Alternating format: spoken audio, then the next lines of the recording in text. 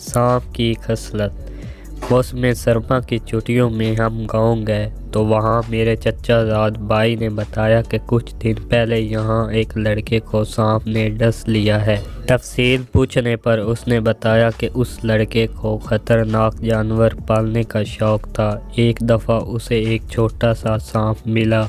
उसने सांप को बड़ी सी बोतल में बंद कर दिया और रोजाना उसमें दूध डालने लगा। रफ्ता रफ्ता सांप बड़ा होता गया। एक दिन उस लड़के ने सोचा क्यों ना मैं इसे आज़ाद कर दूं।